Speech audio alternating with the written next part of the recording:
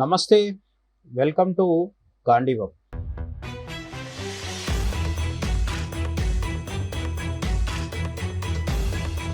2014లో గుజరాత్ ముఖ్యమంత్రి నుంచి నరేంద్ర మోడీ భారతదేశ ప్రధానిగా తన ప్రస్థానాన్ని ముందుకు సాగించినప్పుడు గుజరాత్లోని గాంధీనగర్ నుంచి దేశ రాజధాని ఢిల్లీలో కాలు పెట్టినప్పుడు నరేంద్ర మోడీ ప్రభావం పశ్చిమ తీరంలో మొదలైంది. అంటే గుజరాత్ రాష్ట్రంలో వెస్టర్న్ కోస్ట్లో మొదలైంది. పశ్చిమం నుంచి మొదలైన నరేంద్ర మోడీ ప్రభావం, అలాగే బీజేపీ ప్రభావం తర్వాతి కాలంలో ఉత్తర భారతదేశం మొత్తంలో వ్యాపించింది. అది ఉత్తరప్రదేశ్ కావచ్చు, బీహార్ కావచ్చు, మధ్యప్రదేశ్ కావచ్చు, ఇలా ఒక్కొక్క రాష్ట్రం విస్తరిస్తూ ఉత్తరాఖండ్ కావచ్చు. తర్వాత కాలంలో నార్త్ ఈస్ట్, ఈశాన్య భారతదేశంలో కూడా బీజేపీ కాషాయ వర్ణం విస్తరిస్తూ వచ్చింది. అస్సాం కావచ్చు, మణిపూర్ కావచ్చు, నాగాలాండ్ వంటి రాష్ట్రాలు కావచ్చు, పొత్తులతో కావచ్చు, లేదంటే స్వతంత్రంగా కూడా అవ్వచ్చు. మొత్తానికైతే బీజేపీ పశ్చిమ తీరంలోంచి ఉత్తర భారతదేశం వైపు, అలాగే ఈశాన్య భారతదేశం వైపు, దక్షిణ భారతదేశంలో కర్ణాటక, కొంతవరకు తెలంగాణ, అలాగే పొత్తు కూటమిలో భాగంగా ఏపీ, ఈ విధంగా దక్షిణ భారతదేశం మీద కూడా తన ప్రభావం చూపించగలిగింది. అయితే భారతదేశంలో అన్ని దిశల్లో వ్యాపిస్తూ వచ్చిన బీజేపీ ఒక్క దిశలో మాత్రం తన దశని పెద్దగా మార్చుకోలేకపోయింది చాలా కాలం పాటు.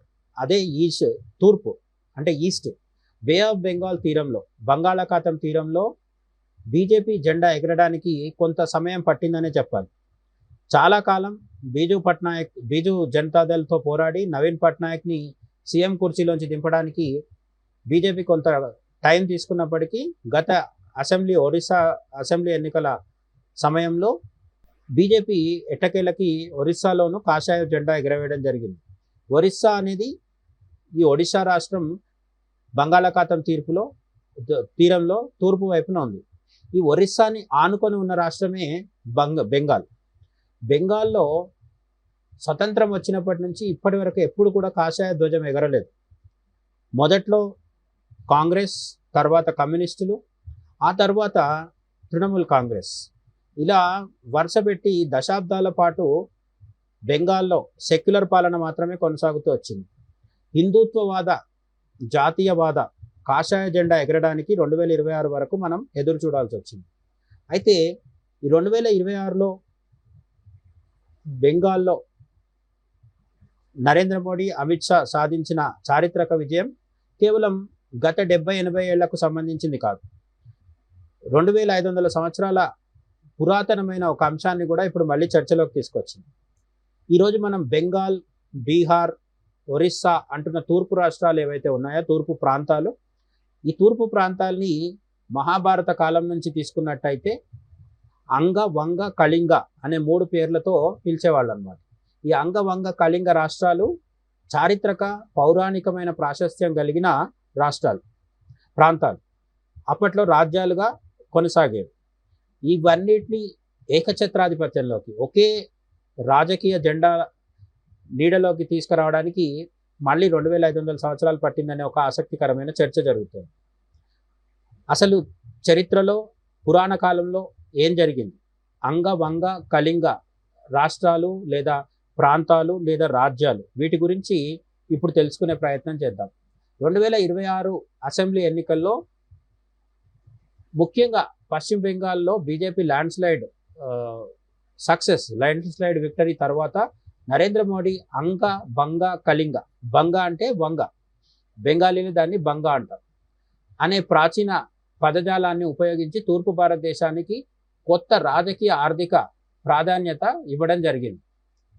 నరేంద్ర మోడీ అంగ, వంగ, కళింగ అన్నారు కదా, అందులో అంగ అనే పదానికి ఏంటి అని చూసినప్పుడు ఆధునిక బీహార్, భాగల్పూర్ ప్రాంతాన్ని మన పురాణాల్లో అంగరాజ్యంగా చెప్పేవాళ్ళు.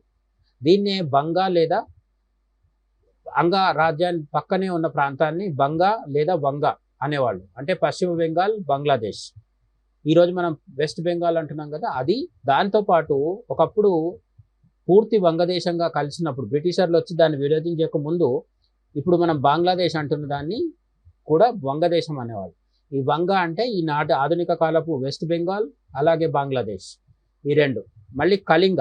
కళింగ అంటే ఆధునిక కాలపు ఒడిశా రాష్ట్రం, అలాగే ఉత్తర ఆంధ్ర, మన శ్రీకాకుళం, విజయనగరం ఇటువంటి ప్రాంతాలు కూడా కళింగ రాజ్యంలో భాగంగా ఉండేవి. ఇది 2500 సంవత్సరాలకు ముందున్న ప్రాచీన రాజ్యాల యొక్క వివరాలు, అవుట్లైన్ చెప్పుకున్నాం మనం. మహాభారతంలోకి వెళ్ళి చూస్తే ప్రకారం దీర్ఘతమసుడు అనే ఋషి, అలాగే సుధేష్ణ అనే రాణికి, వీళ్ళిద్దరికీ 5 కొడుకులు. ఈ 5 కొడుకుల పేరు అంగ, వంగ, కళింగ, పుండ్ర, సుహ్మ. వీళ్ళ పేరు మీదనే వీరు తూర్పు తీర ప్రాంతాలు అంటే బంగాళాఖాత ప్రాంతంలో, బంగాళాఖాత సముద్ర తీరంలో 5 రాజ్యాల్ని స్థాపించడం జరిగింది. వీటిని అప్పట్లో సోదర రాజ్యాలుగా పరిగణించే వాళ్ళు అనమాట. మహాభారతంలోని కథ ఇది. మహాభారత కాలంలో వీటిని అంగ, వంగ, కళింగ అనే పేర్లతో పిలిచేవాళ్ళు అనమాట. ఈ అంగరాజ్య ప్రస్తావన చూసుకుంటే 16 మహాజనపదాల్లో, 16 మహాజనపదాలనే మనకు వేదాల్లోనూ పురాణాల్లోనూ అనేక చోట్ల కనిపిస్తూ ఉంటుంది. మహాభారతంలో కూడా వీటి ప్రస్తావన ఉంది. ఈ 16 మహాజనపదాల్లో అంగరాజ్యం కూడా ఒకటి. దీని రాజధాని పేరు చంపా నగరం. కర్ణుడిని దుర్యోధనుడు అంగరాజుగా అభిషేకించడం చారిత్రక సంఘటనతో ప్రసిద్ధి. మనం సినిమాల్లో కూడా చూస్తుంటాం కదా, తన మిత్రుడైన కర్ణుడు వివక్షకు గురవుతున్నాడని అనిపించినప్పుడు అప్పటికప్పుడు దుర్యోధనుడు అంగరాజ్యానికి కర్ణుడిని పట్టాభిషిక్తుడిని చేస్తాడు. అందుకని అంగరాజు అంటే కర్ణుడిగా మనము మహాభారత నేపథ్యంలో తీసుకోవచ్చు. అంగరాజ్యం ప్రస్తావన తీసుకున్నప్పుడు యోగ్యతకి పట్టం కట్టిన రాజ్యంగా మహాభారతంలో మనకు కనిపిస్తుంది అన్నమాట. అలాగే ఈ వంగ రాజ్యాన్ని తీసుకుంటే చారిత్రక కాలంలో మస్లిన్ అనే ఒక బట్ట, వస్త్రం, ఈ వస్త్రాన్ని వస్త్రాన్ని తయారు చేయడంలో దీన్ని ప్రపంచ ప్రఖ్యాతిగాంచింది ఈ వంగదేశం అంటే బెంగాల్. అయితే ఇది తయారీకి ఒకప్పుడు ప్రసిద్ధి అయినప్పటికీ కూడా బ్రిటిష్ కాలంలో బెంగాలీ వస్త్రాలు తయారు చేసే పరిశ్రమని బ్రిటిషర్లు విపరీతంగా దెబ్బతీయడం జరిగింది. కృత్రిమమైన కరువు సృష్టించి అనేక మంది అమాయక బెంగాలీని ఆకలి చావులకు గురి చేయడం జరిగింది. లక్షల మంది బ్రిటిష్ కాలంలో బ్రిటిషర్లు నీచమైన స్వార్థంతో, రాక్షసత్వంతో సృష్టించిన కృత్రిమమైన కరువు వల్ల, ఆహారలేమితో అనేక మంది ఈ వస్త్ర తయారీ కార్మికులు ఎవరైతే ఉన్నారో, నేతన్నలు, వీళ్ళు మృత్యువాత పడడం అనేది ఒక విషాదకరమైన చారిత్రక అధ్యాయం. ఇది మొత్తం వంగదేశంలో జరిగింది. దీన్నే మనం ఇప్పుడు బెంగాల్ అంటున్నాం. అలాగే ఈనాడు కూడా జామ్దాని అనే వస్త్రాల తయారీ, దీన్ని యునెస్కో హెరిటేజ్గా గుర్తించింది. అంటే మొత్తం మీద బెంగాల్ అనేది వస్త్ర పరిశ్రమకి పెట్టింది పేరు. అటు బంగ్లాదేశ్ తీసుకున్నా కూడా ఇప్పటికీ కూడా అనేక ప్రపంచవ్యాప్త పేరుగాంచిన బ్రాండ్స్కి ఈ గార్మెంట్స్ ఇండస్ట్రీ మొత్తం బంగ్లాదేశ్లో విస్తరించి ఉండడం అనేది మనం గమనించవచ్చు. దీనికి చారిత్రక మూలాలు ఉన్నాయన్నమాట. నెక్స్ట్ కళింగ దేశానికి వస్తే అశోకుడు 261 BCE కామన్ ఎరాకి ముందు, బిఫోర్ కామన్ ఎరా 261 261వ సంవత్సరంలో కళింగ దేశం మీద దండయాత్ర చేసి భయంకరమైన యుద్ధం చేశాడు. లక్షలాది మరణాలు సంభవించాయి. దీని తర్వాత అశోకుడు బౌద్ధ మతాన్ని స్వీకరించి ధర్మ ప్రచారం చేస్తూ అహింసని అవలంబించాడని మనకు చరిత్ర చెప్తుంటుంది. అందులో కొంత మాత్రమే నిజం ఉంది. అశోకుడు కళింగ యుద్ధానికంటే ముందే బౌద్ధాన్ని స్వీకరించాడని చాలామంది ఈ మధ్య కాలంలో చెప్తున్నారు. కళింగ యుద్ధం తర్వాత కూడా అనేక సార్లు హింసాత్మకమైన చర్యలకు అశోకుడు పాల్పడ్డాడని కూడా మనకు చరిత్ర చెప్తోంది. మొత్తానికైతే కళింగ యుద్ధం అశోకుడి కాలంలో జరిగింది. లక్షలాది మంది చనిపోవడం జరిగింది. కళింగ దేశాన్ని అశోకుడు ఆక్రమించగలిగినప్పటికీ అతని జీవితంలో కళింగ యుద్ధం అనేది ఒక గొప్ప మార్పుకి, అక్కడి నుంచి ఒక మలుపుకి కారణమైంది అనేది అయితే ఒప్పుకొని తీరాల్సిన విషయమే.